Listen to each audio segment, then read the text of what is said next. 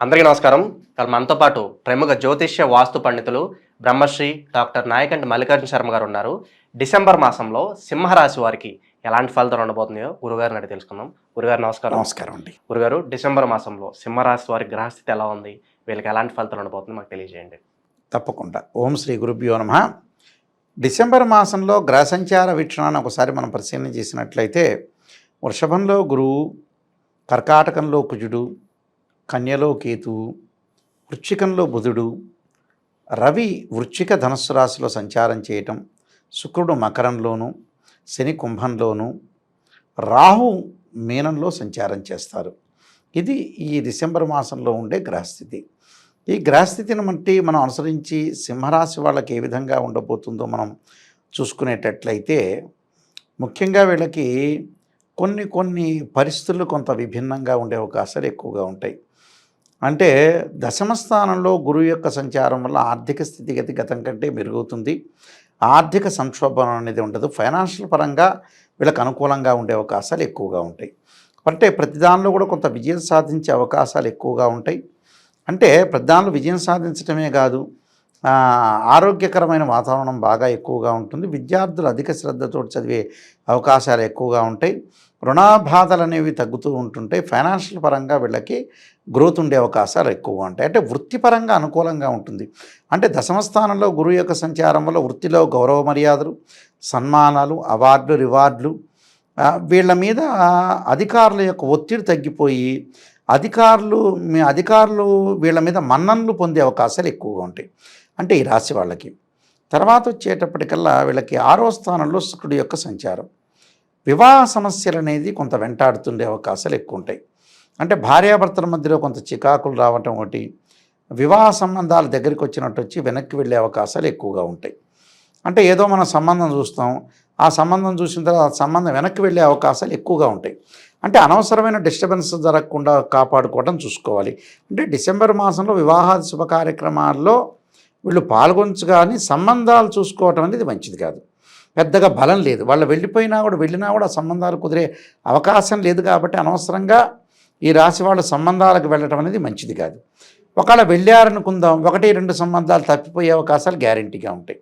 శుక్రగ్రహం అనేది అనుకూలంగా లేదు కాబట్టి అందువల్ల ఏదైనా సరే ఈ శుక్రగ్రహం అనేది కొద్దిగా మధ్యరకంగా ఉంది కాబట్టి వెళ్ళండి, సంబంధాలకు వెళ్ళండి. కానీ 1-2 సంబంధాలు తప్పి 3వ సంబంధం కలిసే అవకాశాలు ఎక్కువ ఉంటాయి. వాహన సౌఖ్యం కలిగే అవకాశాలు ఎక్కువ ఉంటాయి.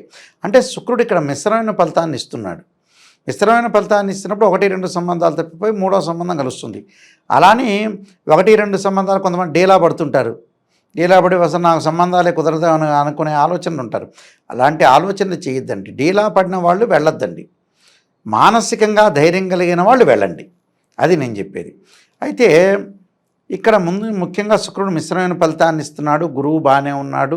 అయితే బుధుడి యొక్క ఫలితాన్ని మనం చూసుకునేటట్టయితే చతుర్థ స్థానంలో బుధుడి యొక్క సంచారం. చతుర్థ స్థానంలో బుధుడి యొక్క సంచారం వల్ల అన్ని అనుకూలంగా జరుగుతాయి.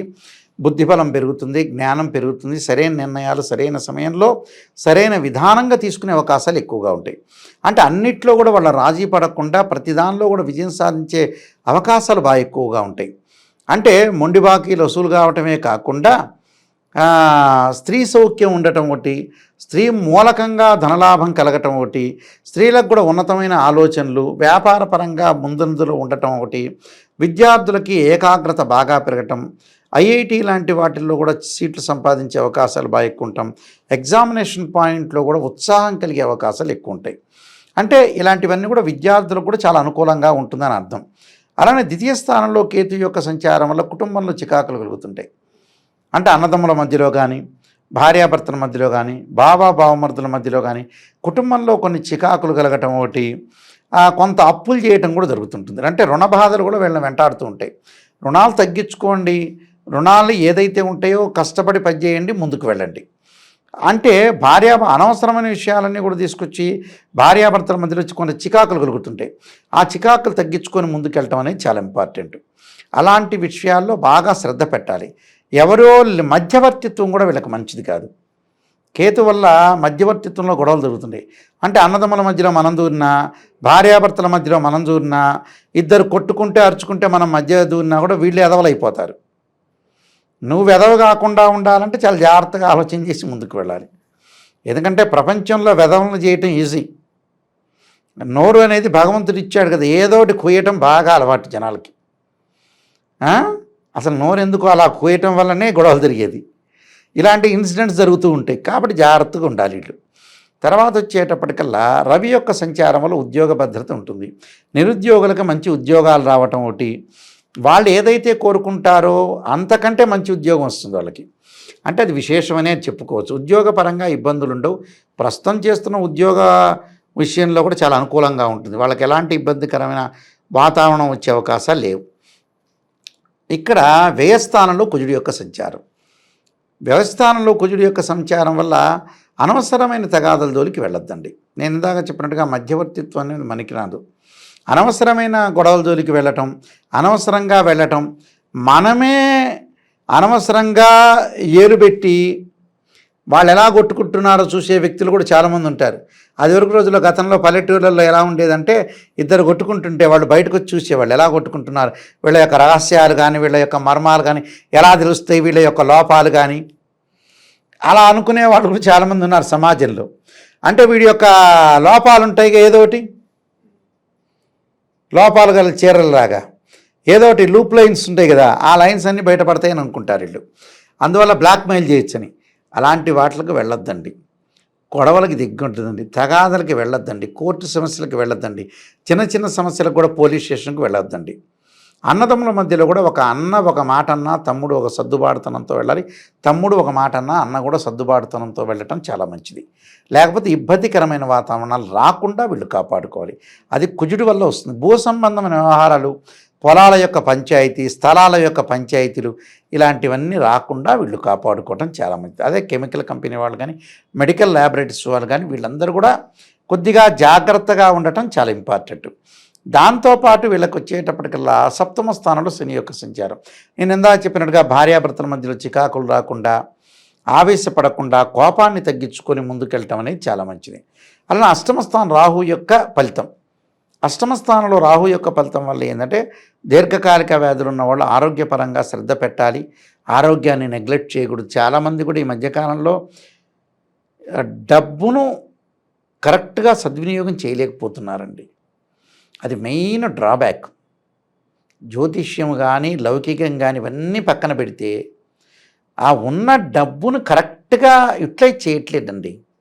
యూటిలైజ్ చేయలేదంటే కారణం ఏంటంటే నాకు ఒంట్లో బాగాలేదు, డాక్టర్ దగ్గరికి వెళ్ళటానికి ఇంక అవుతుంది, ఇంకా డబ్బులు ఎందుకు ఖర్చు అవుతున్నాయి. వాడు అదే ఇంక వ్యసనాలకో గిసనాలకో అయితే నెంబర్ 1 ఖర్చు పెడతాడు. సొంత కొడుకు కూడా మ్యారేజ్ బ్యూరోకి డబ్బులు కట్టని వ్యక్తులు కూడా నా దగ్గర ఉన్నారు. వాడు డబ్బు ఏం కట్టుకొని వెళ్తాడో తెలియదు కానీ అక్కడే వేరే వాటికి మళ్ళీ యూటిలైజ్ చేస్తాడు. లగ్జరీ వాటికన్నీ కూడా లాడ్జింగ్లు గీడ్జింగ్లు బోర్డింగ్లో ఉండాలన్నా రకరకాల వాటికి ఖర్చు చేస్తుంటారు. అందువల్ల ఇలాంటి వాటికి తగ్గించుకోండి. పొదుపు పాటించే డబ్బును దేనికి ఖర్చు పెట్టాలి దానికి ఖర్చు పెట్టాలి. ఇది ఆ ఖర్చు పెడితే దాని సార్థకత, ఇక్కడ సార్థకత చేకూర్చట్ల. అందువల్ల చాలా జాగ్రత్తగా కొన్ని పరిహారాలు చేసుకుని ముందుకెళ్ళటం మంచిది. గురుగారు, సింహరాశి వారు ఎటువంటి పరిహారాలు చేసుకుంటే మంచి ఫలితాలు పొందే అవకాశం ఉందండి? స్త్రీలు ముఖ్యంగా లలితా సహస్రనామం పారాయణం చేయాలి. విద్యార్థులు వచ్చేటప్పటికల్లా సరస్వతీదేవి ప్రార్థన కానీ దక్షిణామూర్తి శ్లోకాన్ని కానీ ప్రార్థన చేయటం మంచిది. దాంతోపాటు ఆదిత్యాయ సోమాయ మంగళాయ చ బుధాయ చ గురు శుక్ర శనిభ్యచ్చ రాహవే కేతువే అని శనివారం నవగ్రహాల ప్రదర్శన చేయటం ఒకటి.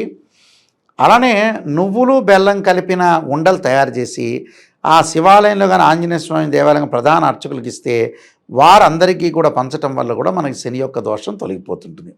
ఖచ్చితంగా ఈ నియమాలు పాటించండి, మీకు మంచి జరిగే అవకాశం ఖచ్చితంగా ఉంటుంది. డిసెంబర్ మాసంలో సింహరాశి వారికి ఎలాంటి ఫలితాలు ఉంటాయి, అలాగే మీరు చేసుకోవాల్సిన పరిహారాలు తెలియజేసినందుకు ధన్యవాదాలు గురుగారు. నమస్కారం అండి.